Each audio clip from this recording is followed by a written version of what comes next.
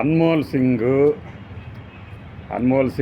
జగ్గి, పునీత్ ఈ ముగ్గురు గురించి ఇకపై మీరు కనీసం ఒక వారం రోజుల పాటు వార్తల్లో వింటారు. ఎవరయ్యా వీళ్ళు అంటే బ్లూ స్మార్ట్ అని ఒక ఈవీ రైడింగ్ షేరింగ్ కంపెనీ, అంటే ఓలా, ఉబెర్ లాగానే. అయితే ఇదేంటంటే ఎలక్ట్రిక్ వెహికల్స్కి సంబంధించి ఒక స్టార్టప్ 2019లో గురుగ్రామ్. చాలామందికి మనకి స్టార్టప్స్ అన్నిటికీ నోయిడా దగ్గర ఎందుకు ఉంటాయి అంటే అక్కడే స్టార్టప్స్కి ఇంక్యుబేషన్ సెంటర్లు కానీ మరొకటి కానీ ఉంటాయి అంటారు కదా. అలా పురుడు పోసుకున్న ఈ సంస్థ ఇప్పుడు వార్తల్లో బాగా నానుతుంది. దేనికి అంటే వీళ్ళు తమ స్టార్టప్స్ కోసం అని తీసుకున్న ఫండింగ్లో దాదాపు సగానికి పైగా దిగమింగేసి విలాసవంతమైనటువంటి అపార్ట్మెంట్లు, డబ్బులు, క్రెడిట్ కార్డు బిల్స్ ఎంజాయ్ చేస్తున్నారని చెప్పేసి ఈ ఫ్రాడ్ బయటపడగానే వెంటనే ఈ బ్లూ స్మార్ట్ అనే ఈవీ రైడింగ్ షేరింగ్ కూడా ఆపేసింది. అదే మన బుకింగ్స్ తీసుకోవడం. దీంట్లో ఎవరెవరు ఉన్నారంటే అశ్విని గ్రోవర్ పెట్టుబడి పెట్టారు, మహేంద్ర సింగ్ ధోని పెట్టుబడి పెట్టాడు, ఒక దాదాపు 200 కోట్ల పైనే. దీపికా పడుకునే పెట్టుబడి పెట్టారు. అంటే టాటా ఇన్వెస్ట్మెంట్ కార్పొరేషన్ కూడా ఇండైరెక్ట్గా ఈ స్టార్టప్లో ఫండింగ్ పెట్టింది. ఈ ఫండింగ్ పెట్టిన తర్వాత ఏమైందంటే వాళ్ళందరినీ చూపించి ఇది లిస్టింగ్ కూడా అయింది జెన్సాల్ ఇంజనీరింగ్ పేరుతో. ఇప్పుడు మన ఆంధ్రప్రదేశ్కి దీంతో సంబంధం ఏంది అనేది వస్తుంది, మనం ఎందుకు వీడియో చేస్తున్నామని. ఈ జెన్సాల్ ఇంజనీరింగ్ స్టార్టప్ లిస్ట్ అవ్వగానే ఆ రేటు అలా పెరుగుతూ పోయి 1524 రూపాయల దాకా వెళ్ళింది. దాదాపుగా 1524 రూపాయల దాకా వెళ్ళింది. వన్స్ లిస్ట్ అయిన తర్వాత ఏం చేశారంటే ప్రమోటర్లు దాదాపుగా తమకున్న వాటానన్నిటినీ అమ్మేశారు. ఎంత లాభమో చూడండి. ఇప్పుడు ఆ కంపెనీ 150 రూపాయల దగ్గర ఇంకా కిందకో పడిపోతూ ఉంది షేర్ వాల్యూ. ఎవరు డాష్ అయ్యారు మధ్యలో? ఇన్వెస్టర్లు డాష్ అయ్యారు.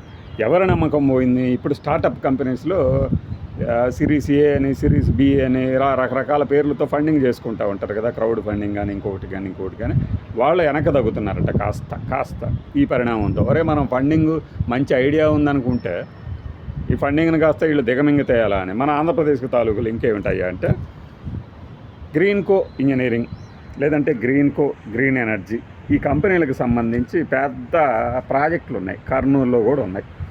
ఏది 800 మెగావాట్లు సోలార్ అనుకుంటా.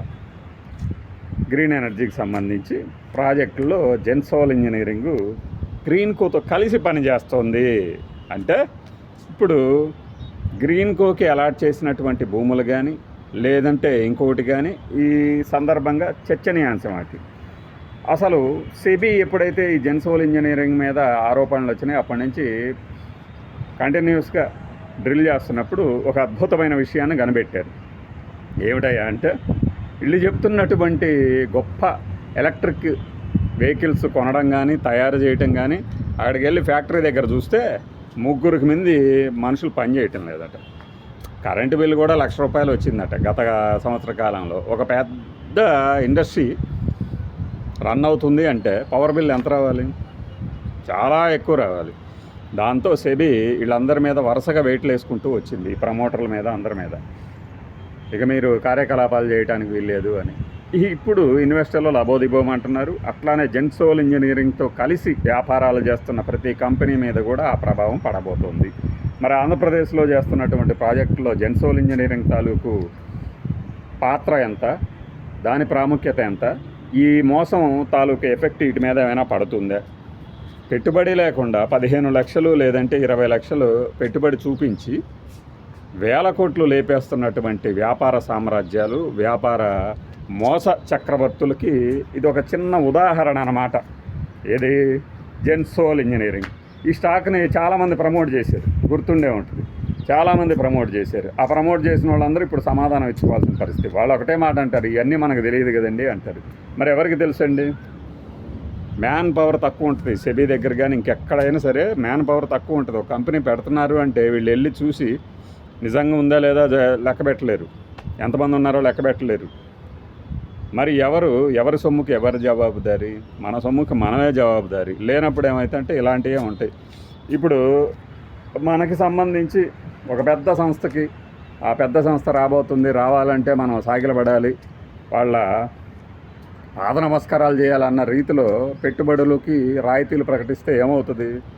రేపొద్దున ఇలాంటి మోసాలు కనుక బయటపడ్డాయి అనుకోండి, మనకు ఆ వచ్చిన 99 పైసలే మిగులుతాయి అన్నమాట. బాయ్.